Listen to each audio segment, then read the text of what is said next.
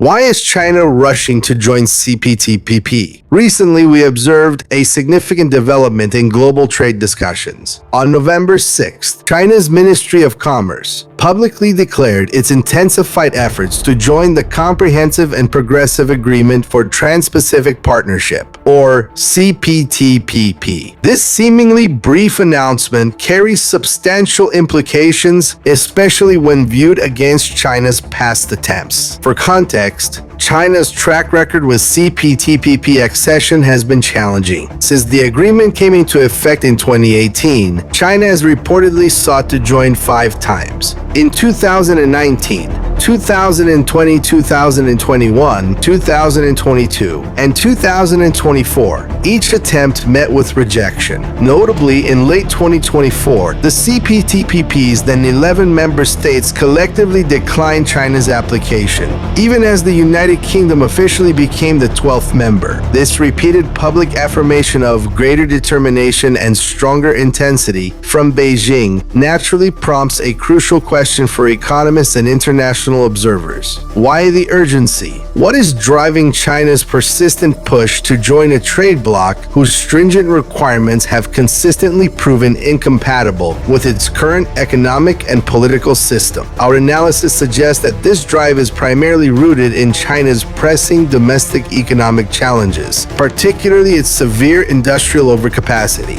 and the need to find external outlets for this surplus. Section 1. China's domestic economic pressure cooker. The overcapacity crisis, the alarming problem, industrial overcapacity. At the heart of China's economic anxieties lies a pervasive issue: widespread industrial overcapacity. This isn't just a bump in the road, it's a structural imbalance where production far outstrips domestic and increasingly global demand. From an economic standpoint, tackling overcapacity fundamentally involves 2 pathways, both of which China is grappling with. 1. Boosting domestic demand. This means significantly increasing household income and consumption. 2. Expanding foreign demand. This involves exporting the surplus production to international markets. The stalled engine of domestic demand. Private sector distress. Increasing domestic income is inextricably linked to robust job creation, especially for the middle class. While fiscal stimulus, including direct transfers, is a tool in many economies, its large-scale implementation in China faces immense practical challenges given its vast population and significant national and local debt burdens. A more sustainable route to expanding the middle-income demographic, typically those earning above 5,000 RMB per month, is through a flourishing private sector. The private sector is the undisputed engine of job growth in China, accounting for over 85% of employment.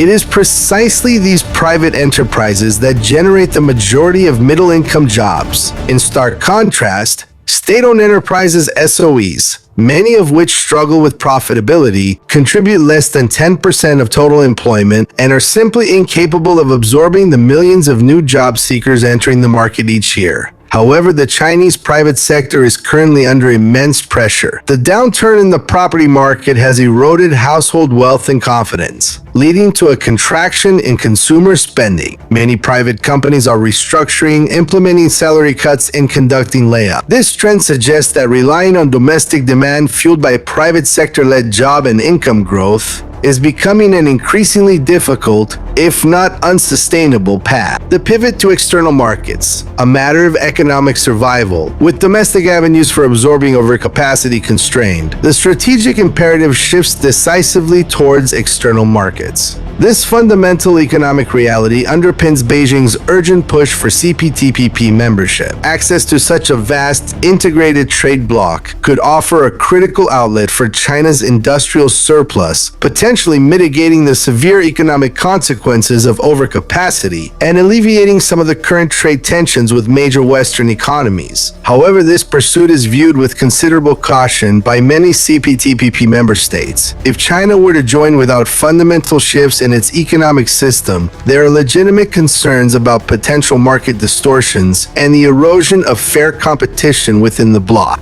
As economists, we must analyze the implications of such an accession very carefully. Section 2. Institutional incompatibility. The CPTPP's immovable barriers. The rigorous demands of CPTPP. The CPTPP is not merely a free trade agreement. It is a high-standard agreement that includes extensive provisions, over 1,000 in total, designed to ensure fair, transparent, and market-driven trade among its members. Many of these clauses inherently pose significant challenges for an economy structured like China's. As Nobel laureates Darren Acemoglu, James A. Robinson, and Simon Johnson have powerfully demonstrated in their work, robust institutions are not just desirable but indispensable for sustained economic prosperity and integration into advanced global framework. Let's examine some of these critical areas of divergence. Independent labor organizations. A core CPTPP requirement is for labor unions to operate independently of government influence. In China, labor unions are integral parts of the state apparatus, raising fundamental questions about their capacity for autonomous advocacy and genuine collective bargaining, which are cornerstones of a truly market-based labor system. Elimination of non-market interventions. The CPTPP strictly prohibits non-market distorting behaviors.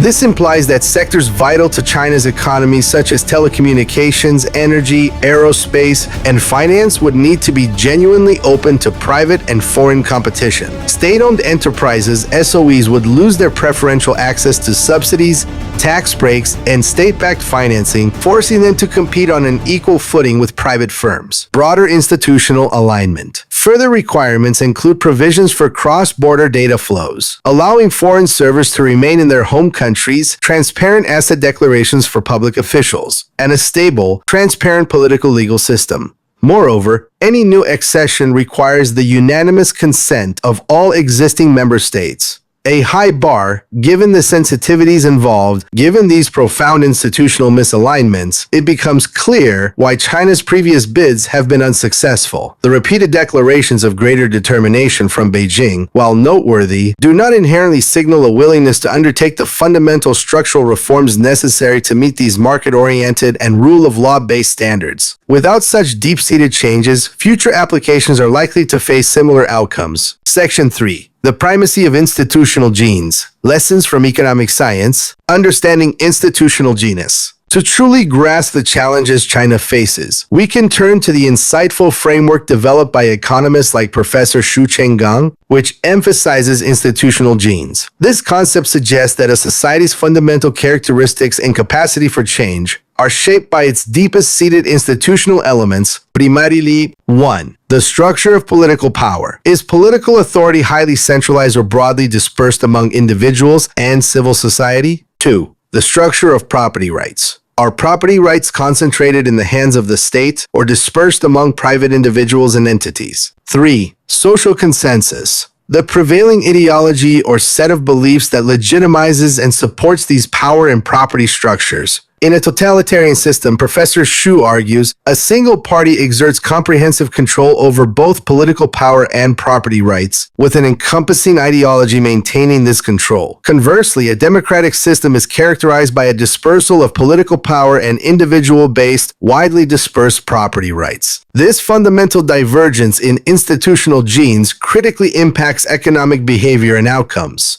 The illusory nature of private property in a centralized system, even with the visible presence of private enterprises and individual homeownership in China, a deeper analysis through the lens of property rights reveals complexities. As Nobel laureate Oliver Hart, his theory defines it, property rights are ultimately about the ultimate control over an asset. For private enterprises, while entrepreneurs may hold operational control, the constitutional principle that the party leads everything means that party committees are mandated within enterprises. This effectively places ultimate control, particularly over personnel and strategic direction, in the hands of the party, regardless of equity ownership. The party controls the person in charge, which in essence means ultimate control over the enterprise. For individual housing, homeowners in China typically acquire long-term leasehold rights, for example, 70 years, rather than outright freehold ownership. Crucially, all land remains state-owned. When a property is built on state-owned land, the state retains ultimate control over the underlying asset. This structural arrangement has historically permitted phenomena like government-led land appropriations and demolitions, legally justifiable within the framework of state ownership. The indispensable role of an independent judiciary,